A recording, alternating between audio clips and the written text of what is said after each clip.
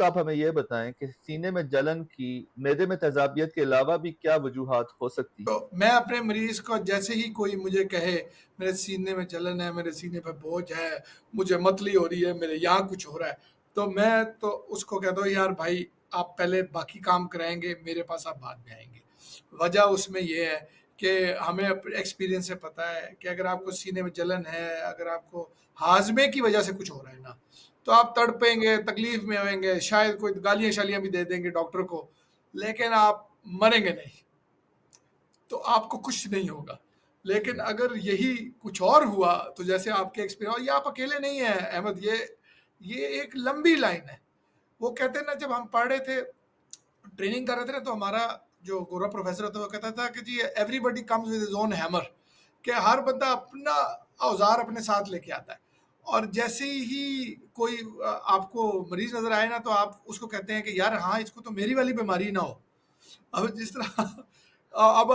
ہم دیکھیں کسی کا کچھ سر چکر آ رہا ہو رہا تو ای این ٹی دے کہتا ہے یار کان میں مسئلہ ہے، نیورولوجی والا شاید سوچے یار اس کو سٹروک تو نہیں ہو گیا،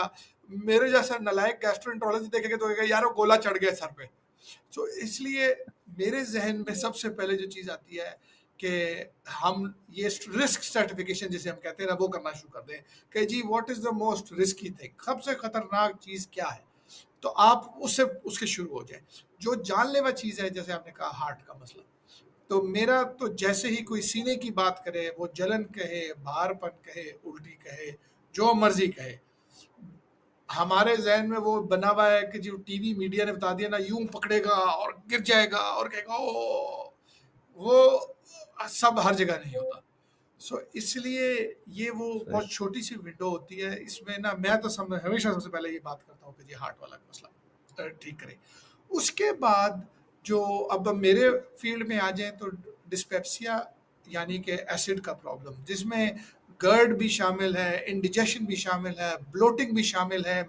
متلی یعنی نوزیا بھی شامل ہے، وامٹنگ بھی شامل ہے۔